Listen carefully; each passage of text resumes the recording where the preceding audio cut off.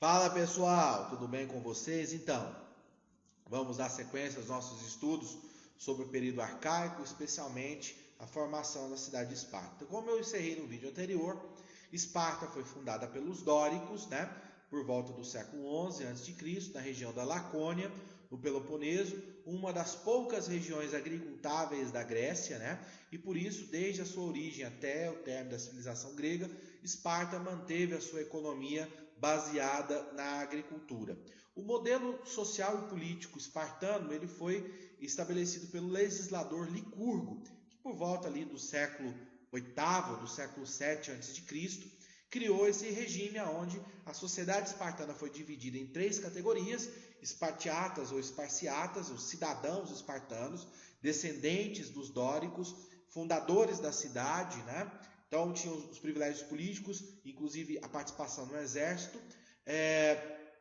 O próximo grupo aqui, vou mostrar aqui o diagrama para vocês, os periecos, as camadas intermediárias, trabalhadores, artesãos, que não eram escravos, mas também não tinham privilégios políticos, e na base os ilótas, os escravos que pertenciam ao Estado espartano, descendentes dos povos que resistiram à invasão dos dóricos e, consequentemente, eram escravizados, viviam em péssimas condições pelos espartanos. Por isso que a sociedade espartana é uma sociedade que se preocupava constantemente com o preparo militar, porque você tinha mais ou menos 30% da população de Esparta que era espartiata, o restante era dessas outras duas camadas não privilegiadas. O que você acha que acontecia?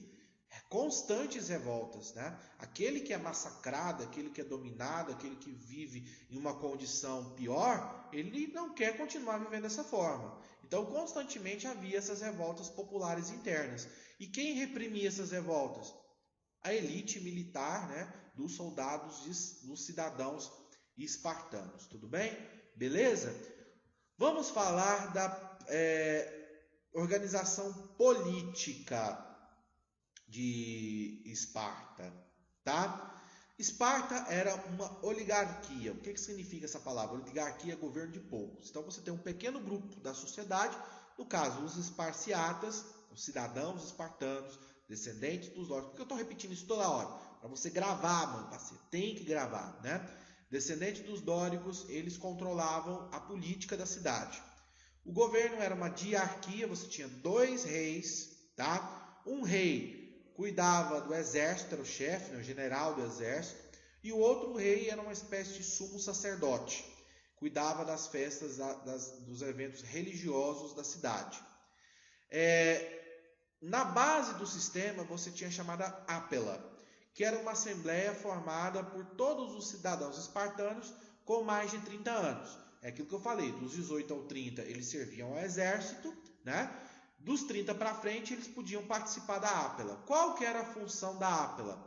A Ápela escolhia a Gerúsia e os Méforos, que são os outros dois grupos aqui, A Gerúsia é uma espécie de poder legislativo, fazia as leis, aplicava as leis da cidade. Então ela era formada por 28 espartanos que eram eleitos, escolhidos por quem? Pela própria Ápela. Mas quem fazia parte da Ápela? Só os cidadãos espartanos. E você tinha os éforos, que eram 5 éforos. E os éforos eram o poder executivo. Era eles que administravam a cidade. Então o rei, na verdade, ele tinha um papel figurativo. O rei, um dos reis cuidava do exército, o outro rei cuidava dos eventos militares, das festas religiosas que existiam na cidade. Tá? E aqui nós temos a sistematização de como funciona. Tá? Você tem a Ápela, formada pelos cidadãos, que elegem os membros da Gerúsia, e aprovam as suas decisões. A Gerúsia, por sua vez, cria as leis, elabora as leis e escolhe o eforato. E os éforos é o órgão executivo que administra a cidade, fiscaliza a obediência da lei, enfim, a vida econômica dos cidadãos. E os dois reis, um exerce função militar e o outro função religiosa. Basicamente é esse sistema. E esse sistema ele vai vigorar durante toda a história espartana, não vai sofrer alterações. Tudo bem? Beleza? Tá? Vamos agora para a gente falar do outro modelo, que é o modelo ateniense. Atenas é uma cidade que nasce aristocrática, nasce oligárquica, mas que evolui para uma democracia, né? Atenas foi fundada mais ou menos na mesma época que a cidade de Esparta, só que ela foi fundada pelos jônicos na região da Ática, na Grécia, né?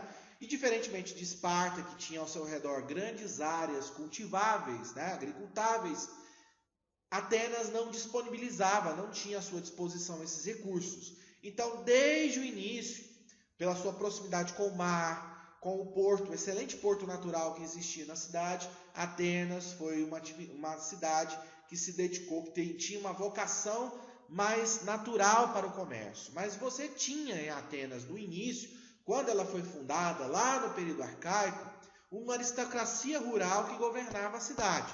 Então você tinha o Filo-Basileu, que é uma espécie de rei, né, que acumulava funções militares e religiosas, tá?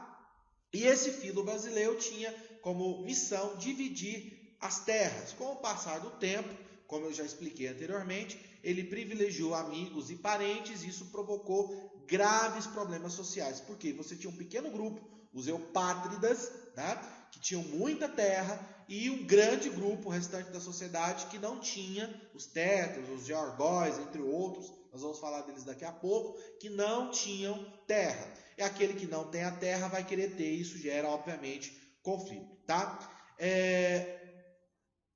Só para mostrar no mapa aqui, antes de eu continuar, aqui você tem, ó, Peloponeso, a região do Peloponeso, a cidade de Esparta, e aqui a região da Ática, né, a cidade de Atenas, só para você localizar geograficamente. A evolução política e social de Atenas. Como eu expliquei, Atenas é uma polis, uma cidade que vai evoluir de um modelo aristocrático, monárquico, oligárquico para uma democracia.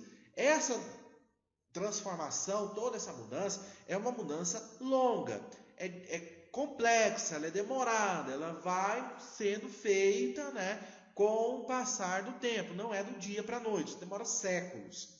A primeira mudança significativa foi a substituição da monarquia pelo arcondato. A aristocracia, né, eupátrida, dona das terras em Atenas, percebeu que não precisava do rei. Ela podia governar em lugar dele. Deram um golpe e estabeleceram os arcontes. Os arcontes eram 10, né, representavam as principais famílias de Atenas. Só que com o passar do tempo, o aumento das desigualdades sociais, das crises sociais, as convulsões sociais constantes, fez com que surgisse a figura dos chamados legisladores, homens que tentavam reformas para meio que melhorar a situação política da cidade. O primeiro grande legislador foi Drácon.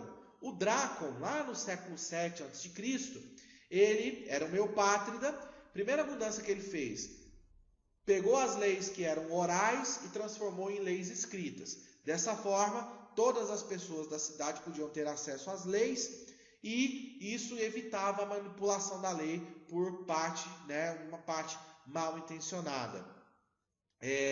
Ele consolida com isso, de certa forma, o poder dos eupátridas sobre o Estado. Ele também faz reformas muito duras no que diz respeito a comportamento, a regras morais. Por isso que ele quando a gente chama o sujeito de draconiano, fulano é draconiano, aquele cara que é durão, né? Aquele cara que é firme nas suas ações. O segundo legislador foi o Solon. O Solon, as reformas que o Solon fez vão criar já a base para o surgimento da democracia mais adiante. O Solon, ele era um eupátrida, ele fazia parte da aristocracia, só que não era da aristocracia tradicional, dona de terras, ele era um comerciante. Uma nova camada social que vai ascender aqui em Atenas e que vai buscar o seu próprio espaço, que é a camada dos comerciantes. Então, que reformas que ele faz? Ele faz a abolição da escravidão por dívidas para acalmar os ânimos das massas. Ele divide a cidade de Atenas em 4 camadas, né? Em 4 grupos de acordo com a renda, ele limita a posse de terra, ele suspende os financiamentos, incentiva a expansão naval de Atenas. É aqui que Atenas começa a fundar colônias em outras partes da Grécia e fora da Grécia, perdão, né? Ele cria o Areópago, que é uma espécie de tribunal, né? Enfim, cria a Bulé, que é o conselho de 400, com 100 representantes de cada camada das 4 classes que compunham a cidade de Atenas. Ele cria a Assembleia, que é uma eclésia, né? Que é uma Assembleia Popular, enfim. Então ele faz uma mudança aqui muito interessante. Só que o problema das crises sociais em Atenas não foi solucionado, que é a questão da desigualdade da divisão das terras. Depois que o Solon morreu, houve uma grande guerra civil em Atenas e que criou o que a gente chama de tirania.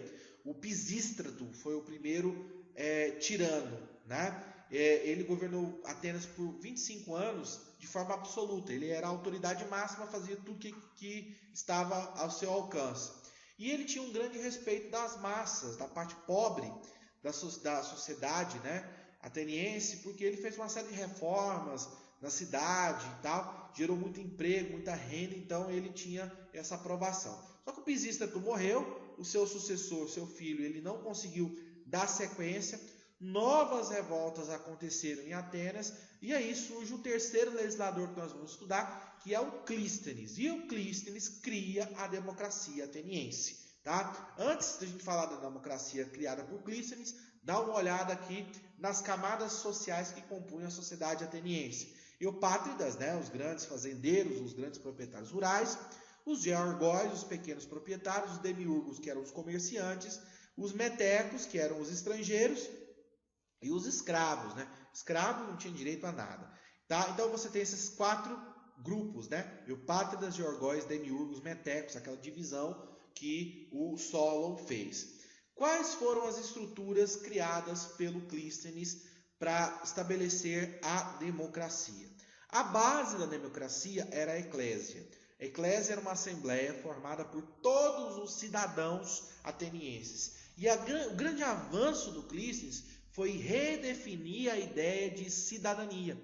Ele criou a seguinte condição para que o ateniense participasse dessa assembleia. Tinha que ser homem, maior de 21 anos, filho de pai e mãe ateniense. Ou seja, mulheres, escravos, crianças e estrangeiros não participavam, não eram cidadãos. Então ele cria o conceito de cidadania. Independentemente se o cidadão era pobre ou rico, né? Branco ou preto, seja lá o que for, se ele fosse homem, filho de mãe e pai ateniense, e maior de 21 anos, ele podia fazer parte de qualquer uma dessas estruturas. Então a eclésia era formada por todos os cidadãos atenienses. A eclésia elegia os membros das magistraturas, né, que eram os estrategos, que eram os chefes militares, os comandantes militares. A eclésia fazia o sorteio dos arcontes, que era uma espécie de tribunal e também responsável pelo culto das divindades. A eclésia sorteava a formação da bulé, que passou de 400 para 500. A bulé, ela tinha a função de fazer leis, né, projetos de leis que eram aprovados, adivinha por quem? Pela própria eclésia. A eclésia também formava o poder judicial, que era o Elieu e o Areópago, que eram os 2 tribunais. Ou seja, toda essa estrutura tinha como elemento central a eclésia, a assembleia formada pelos cidadãos atenienses. E aí nós temos que fazer algumas observações. O Clístenes foi inteligente ao definir a ideia de cidadania? Sim. Só que você percebe que essa ideia de cidadania ela é muito limitada. Dá uma olhada nesse gráfico aqui, né? Uma parcela muito pequena da sociedade ateniense era considerada cidadã, né? Inclusive, nós fizemos uma crítica, né? Falamos da democracia ateniense lá na filosofia com Platão e Aristóteles, que fala um pouco sobre isso. Outra questão, professor, podia acontecer dar um golpe de Estado, derrubar a democracia? Lógico, isso podia acontecer. Para resolver esse problema, o Clístenes criou o chamado ostracismo. uma punição, né? Aquele que atentasse contra a democracia era expulso da cidade por um período de 10 anos, tá? E aí é aquela questão que a gente tem que refletir, será que a democracia ateniense era inclusiva ou exclusiva? Totalmente exclusiva, né? Porque uma parcela muito pequena fazia parte desse processo. Nós vamos continuar no próximo vídeo. Fiquem com Deus. Até mais.